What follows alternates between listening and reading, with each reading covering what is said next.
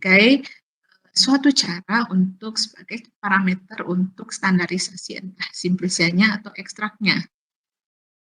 Ya, karena apa? Karena tadi itu, karena banyak aktivitas farmakologis dari suatu bahan herbal itu dikaitkan atau dihubungkan dengan aktivitas senyawa flavonoid, sehingga itu untuk keperluan standarisasi. Lebih spesifik untuk praktikum kali ini, kita akan membutuhkan alat dan bahan seperti ini, ya. Kemudian apa yang akan Anda lakukan setelah itu, pada prinsipnya metode yang Anda baca FHI, metode yang dipakai untuk penetapan kadar flavonoid total itu adalah metode spektrometri, fotometri. Ya, kalau Anda lihat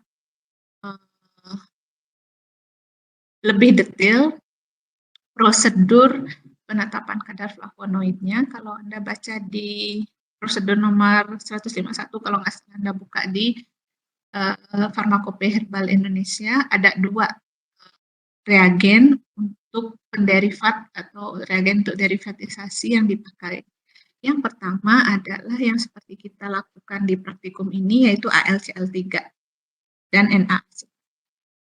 Ya. Yang kedua adalah 1,2 diphenylhydrazine.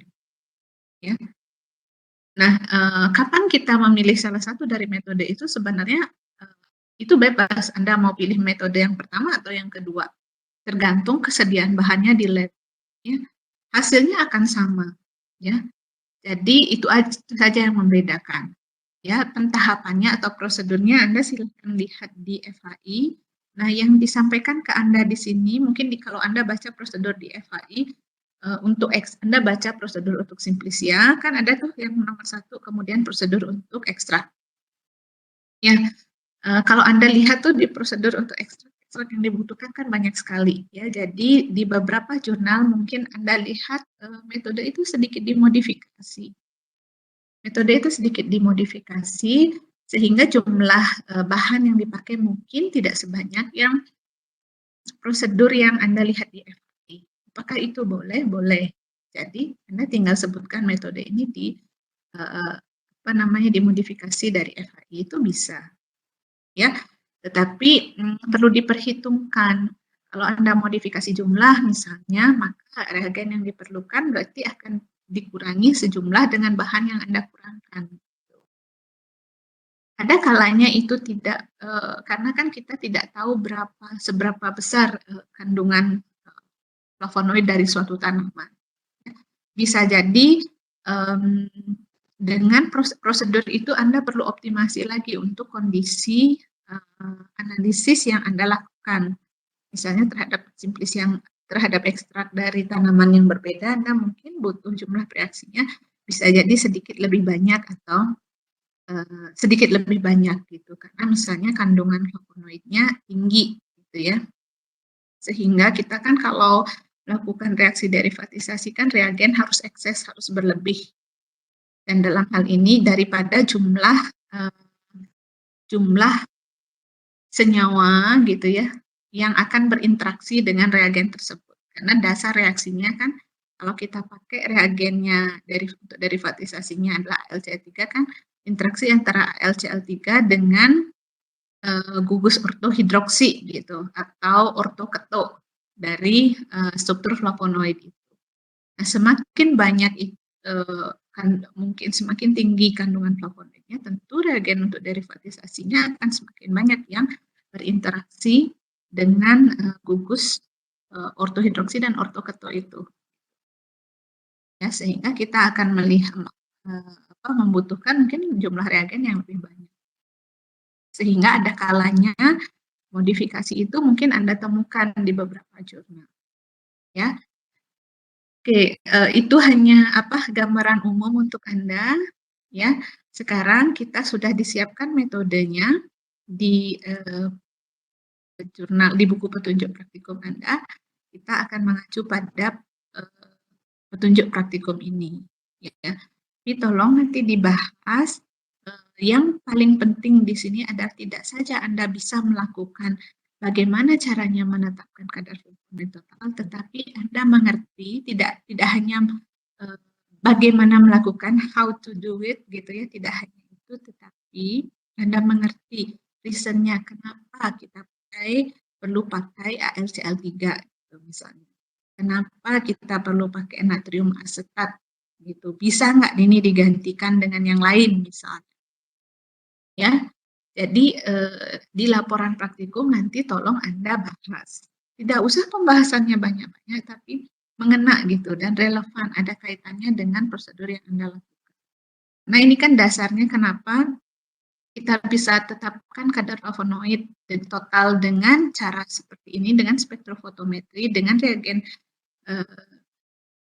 yang Anda pakai di sini ada AlCl3 dan acetat, berarti kan ada reaksi yang terjadi antara reagen yang Anda pakai dengan flavonoidnya. Tolong itu nanti Anda silakan Anda bahas di laporan. Tapi tadi kalau mungkin Anda dengarkan dengan baik itu sudah saya terangkan ya, tinggal Anda cari pustakanya.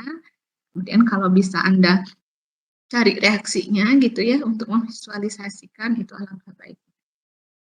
Ya. Kemudian yang kita lakukan pertama yaitu adalah penentuan operating time. Ya, tujuan kita menentukan operating time ini untuk menentukan berapa lama kita perlu inkubasi sampel kita itu, ya. Kalau di sini kita pakainya sampelnya itu adalah standar Quest itu yang paling gampang ya. Standarnya untuk menentukan operating time dengan berapa lama waktu yang diperlukan untuk interaksi antara atau reaksi antara sampel kita dengan reagen itu terjadi secara sempurna. Dari mana taunya? Dari absorbansinya. Jadi kita cari waktu yang memberikan absorbansi paling maksimal. Itulah waktu operating time. Berarti kita harus menginkubasi sampel kita dengan reagen untuk derivatisasinya AlCl3 dan N-acetat dalam kondisi atau pelarut yang digunakan, misalnya dalam metanol dan aqueous metanol gitu ya, ada metanol, ada aquabidesnya, itu tuh berapa lama jadi reaksi itu terjadi dalam kondisi tersebut gitu ya. Nah, itu tujuannya kita menentukan operating time. Ya, nah, seperti Anda baca di sini prosedurnya, paling gampang pakai standarnya, standar quercetin ya. Tetapi dengan metode yang sama nanti kita akan aplikasikan untuk sampel uji kita. Ya, Anda lihat prosedurnya seperti ini, standar quercetinnya dengan konsentrasi 4,5 mikrogram per mili sebanyak 1 mili, ditambahkan dengan 3 mili metanol, 0,25 mili AlCl3 10%. Ya, jadi Anda mesti sebelum Anda melakukan penentuan operating time, Anda harus siapkan dulu bahan-bahan ini. AlCl3 yang digunakan untuk reagen adalah AlCl3 dengan konsentrasi 10%. Ya, apa artinya 10%? Itu apakah 10% B per V atau V per V? Ya, coba nanti Anda lihat AlCl3 ini bentuknya apa? Padatan atau cairankah? Ya, kalau padatan berarti B per V. Ya. Kemudian natrium asetat 1 molar, berarti kan udah cairan ya. Dan dicukupkan dengan aqua destilata sampai 10 mili. Nah, untuk pekerjaan ini kalau Anda lihat, kalau kita membuat larut dan kita inginkan sampai volume tertentu, ya, dan ini adalah untuk analisis Anda harus langsung lakukan semuanya dengan seksama. Kira-kira pekerjaan ini ya untuk sampai untuk mencukupkan hingga 10 mili Anda lakukan ini di dalam alat gelas apa? Ada yang mau menjawab?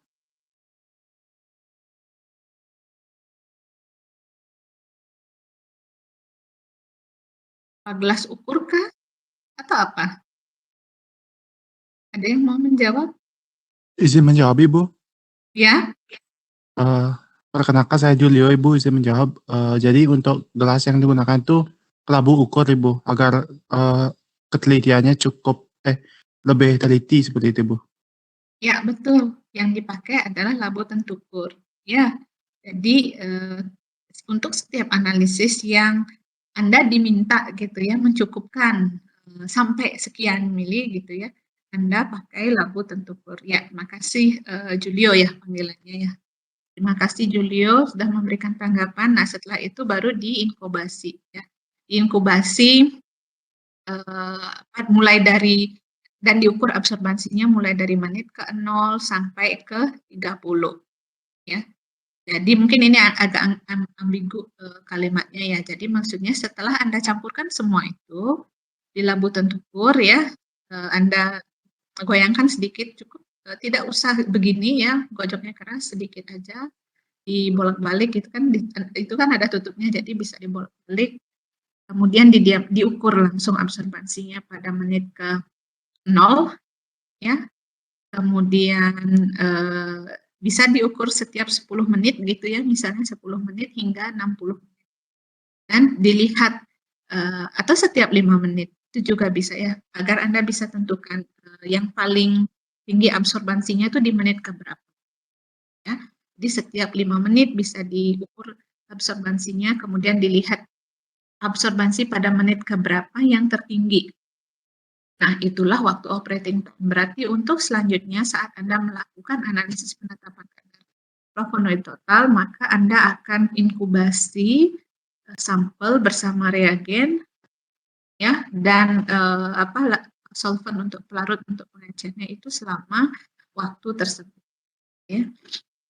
Kemudian setelah Anda dapatkan operating time, Anda mulai dengan penetapan kadar flavonoid. Yang pertama Anda lakukan, Anda membuat kurva baku, Anda buat dulu larutan bakunya ya. Pertama Anda buat stok larutan bakunya, kemudian Anda buat seri konsentrasinya, ya seperti ini. Kemudian dari masing-masing seri konsentrasi itu Anda tambahkan metanol, kemudian aluminium fluoride, AlCl3, Na asetat dan dicukupkan sama prosedurnya seperti di atas. Kemudian diinkubasi sesuai waktu operating time ya pada suhu kamar. Suhu kamar juga harus jelas ya. Kalau kita bekerja untuk analisis penetapan kadar yang namanya suhu kamar 25 derajat Celcius itu harus pasti suhunya 25 derajat Celcius karena banyak reaksi itu dipengaruhi oleh suhu juga. Ya. Sehingga itu harus dipastikan ya dan harus dimonitor. Setelah itu diukur absorbansinya dengan spektrofotometri UVV sepanjang gelombangnya 415 nanometer. Kemudian Anda buat kurva kalibrasinya antara konsentrasi quercetin yang dipakai sebagai larutan baku dengan absorbansi. Ya, Anda akan peroleh persamaan kurva bakunya. Nah, sekarang ini kan persamaan regresi linearnya ya. Prinsipnya adalah untuk Anda mengetahui bahwa hasil analisis Anda ini bisa dipercaya. Itu taunya dari apa? Bahwa respon yang dihasilkan, yang kalau di sini kan kalau kita pakai spektrofotometri responnya kan dalam bentuk absorbansi. Itu sudah proporsional dengan konsentrasi yang analit yang dianalisis. Itu kita tahunya dari mana?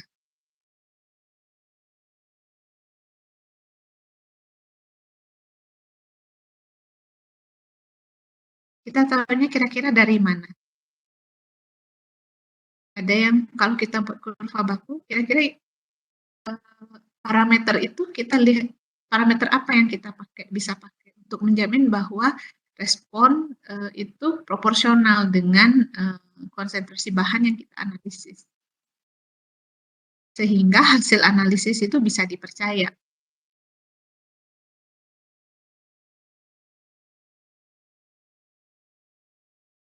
Ada yang punya bayangan? Izin menjawab, Ibu. Iya. Dari koefisien korelasinya, Bu. Jadi kalau mendekati Ya, satu betul. itu dia apa namanya, dapat dipercaya datanya. Linear, responnya kan artinya hubungan antara X dan Y-nya, X-nya konsentrasi dengan Y-nya absorbansi atau respon itu kan linear, berarti kan proporsional. Ya, betul jawabannya. Siapa tadi yang jawabnya? Saya Sugi, Ibu, nih 40. Oke, oke. Benar jawabannya Sugi. Kita lihat dari nilai R-nya. Nilai R-nya berapa? Kalau nilai R-nya 0,7 gitu. Itu gimana kalau menurut Anda? Bisa nggak kita percaya?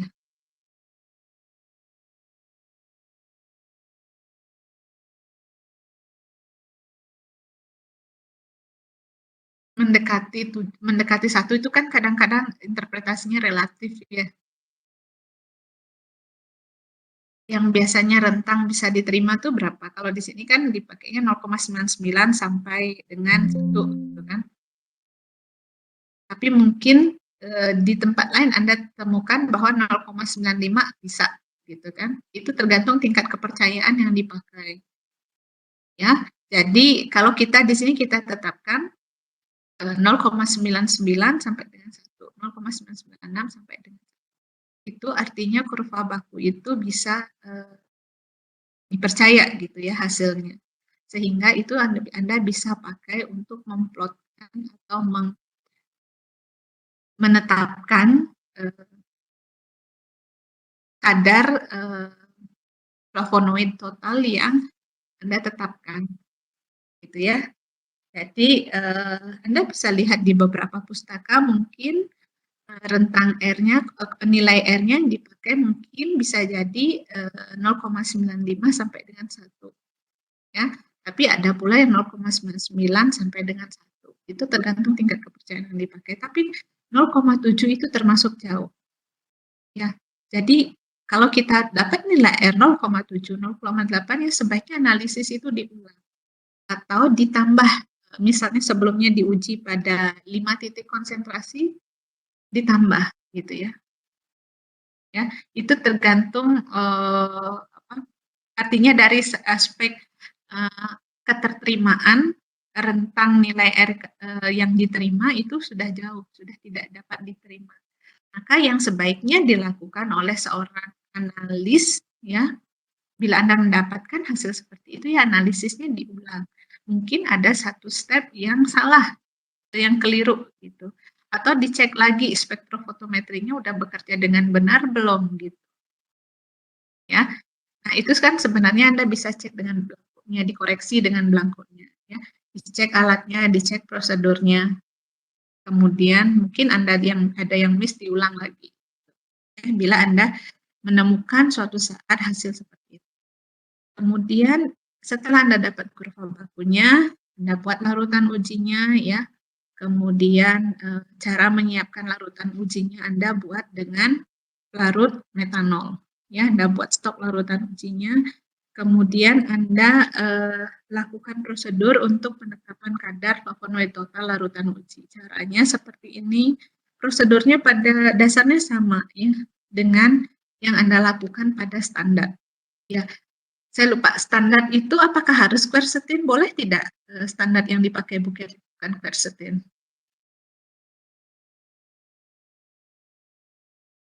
Boleh tidak? Standarnya bukan quercetin. Tapi misalnya rutin gitu. Boleh nggak begitu?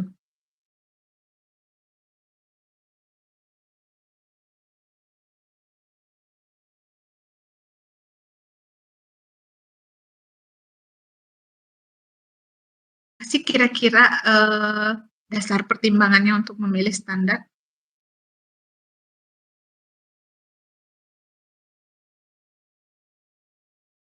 Ada yang punya pendapat?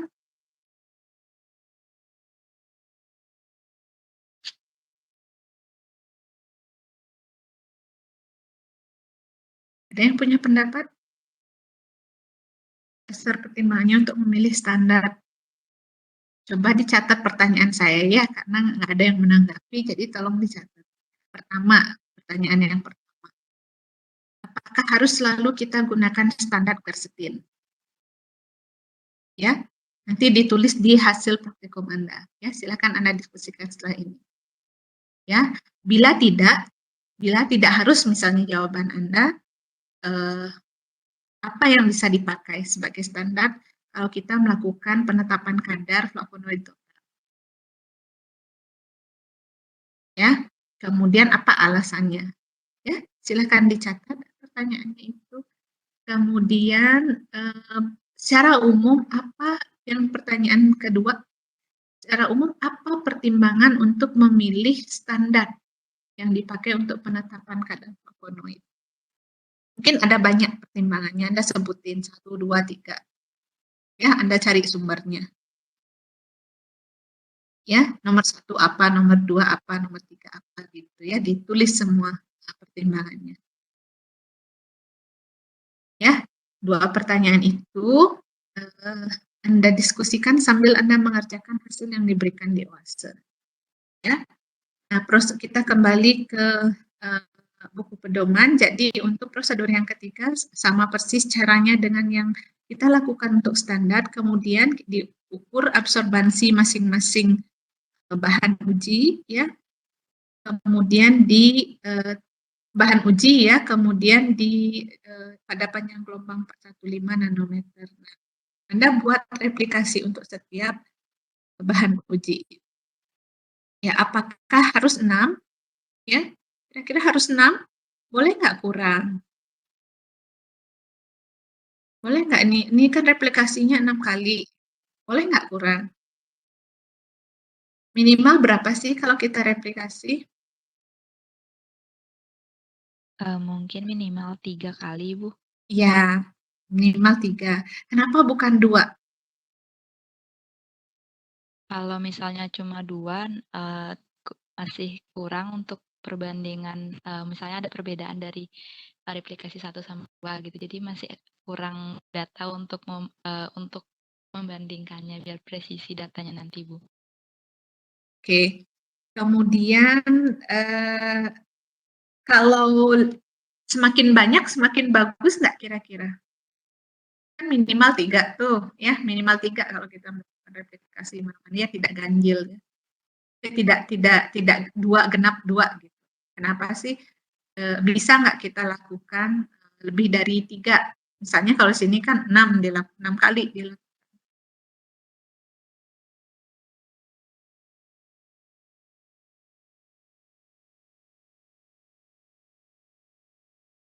Sebenarnya jangan ada boleh lebih, yang penting minimal 3, lebih dari 3 itu ya boleh, tapi kan semakin kalau Anda yakin semua sudah dikerjakan sesuai dengan SOP, seharusnya minimal 3 hasilnya oke. Ya, karena semakin banyak Anda melakukan replikasi, Anda akan menghabiskan reagen juga semakin banyak gitu kan.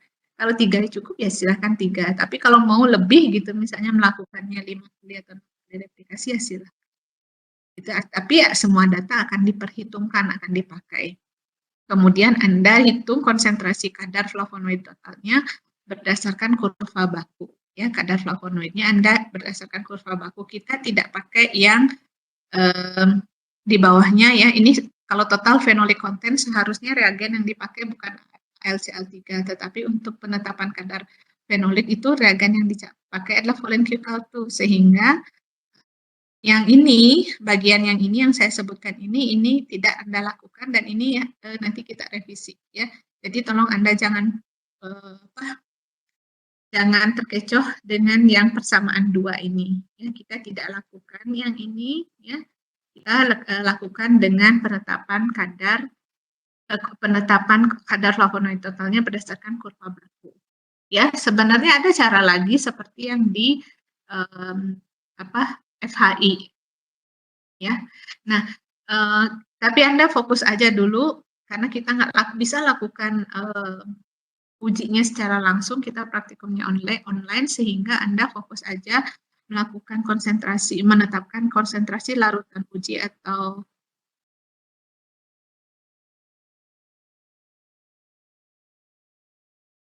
Oke.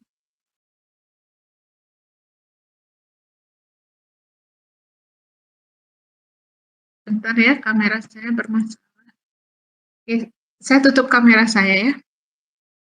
Nah, itu berdasarkan kurva baku saja Anda buat. Tetapi kalau Anda mau menghitung dengan rumus seperti DFAI, Anda lihat caranya di sini. Yang saya mau jelaskan adalah setelah Anda hitung kadarnya, Anda tolong hitung berapa RSD-nya. Ya, karena dan cari berapa sih nilai RSD yang diterima gitu ya. Apabila kita melakukan penetapan kadar, ya tentunya metode ini harus kita validasi, kita paling tidak kita tentukan linearitasnya ya dengan menghitung nilai R-nya. Kita tentukan seberapa besar antar data ini, misalnya Anda lakukan 5 kali replikasi gitu kan. Seberapa besar simpangan antar data itu kita lihat dari nilai RSD-nya. Jadi Anda tolong hitung nilai RSD-nya. Nah, mudah-mudahan statistik Anda udah dapat.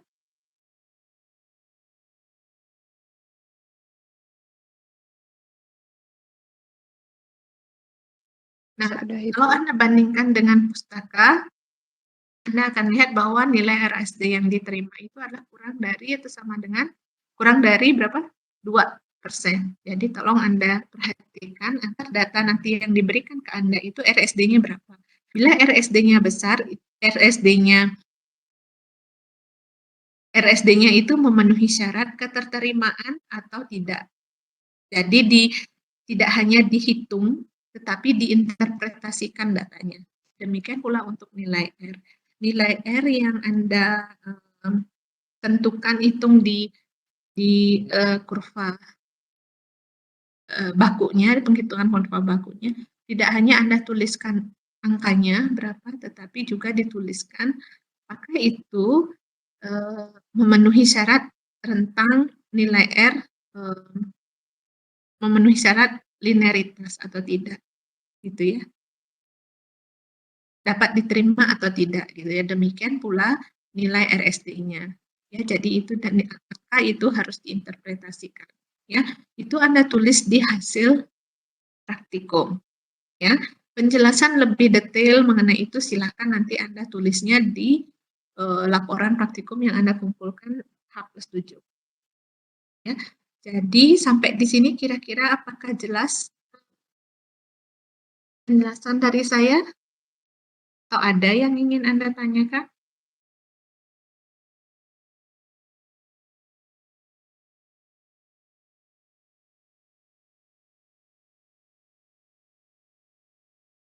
Ada yang ingin ditanyakan?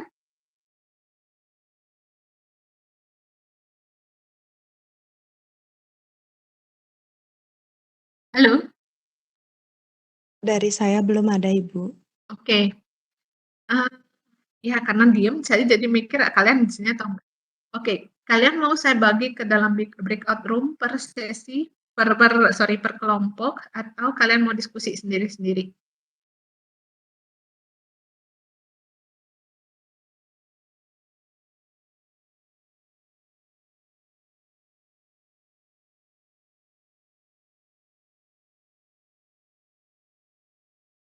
Formanya mana ya?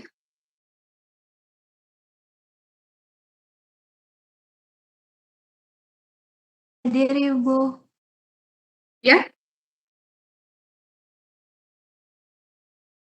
Mau diskusi sendiri-sendiri? Mohon maaf, Ibu, tadi sinyal saya agak gangguan. Dari teman-teman yang lain memilih untuk diskusi sendiri-sendiri seperti kemarin, Ibu. Oke, ya kalau begitu, room Webex-nya mau ditutup atau Anda mau tetap dibuka room Webex-nya? Ditutup saja, Ibu. Oke, ya. Kemudian setelah Anda diskusi, mengerjakan hasil yang diberikan, plus menjawab tadi apa yang saya tanyakan, ya. 2 pertanyaan dari saya, mendiskusikan 2 pertanyaan dari saya, tolong itu Anda tulis di hasil praktikum. Kemudian nanti di OASE Anda akan melakukan post test. Apa sudah terlihat link untuk post testnya? Sudah terlihat Ibu. Oke, ya nanti Anda lakukan post test pada jam sekian. Bila Anda ada pertanyaan terkait dengan hasil praktikum Anda, ada yang perlu kita diskusikan lebih lanjut, tolong formatnya info ke saya.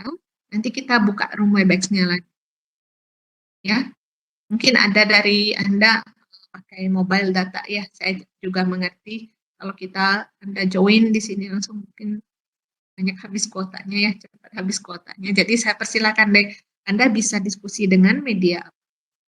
Ya, yang penting kalian berdiskusi, manfaatkan waktu ini berdiskusi dan submit hasilnya sesuai dengan waktu yang ditentukan. Bila ada pertanyaan silahkan bertanya.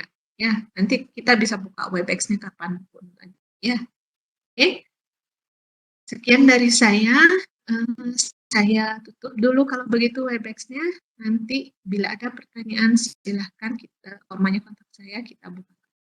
Oke ya, selamat mengerjakan data yang di OASE. Coba Anda olah dulu ya. Tapi data saya sudah sampaikan data yang kita harapkan, hasil analisis yang Anda harapkan apa saja.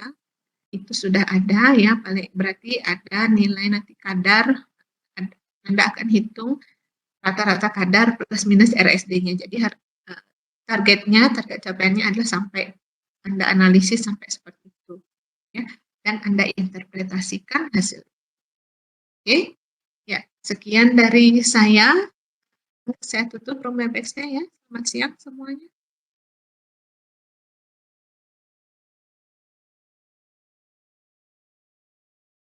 Selamat siang, terima kasih banyak Ibu.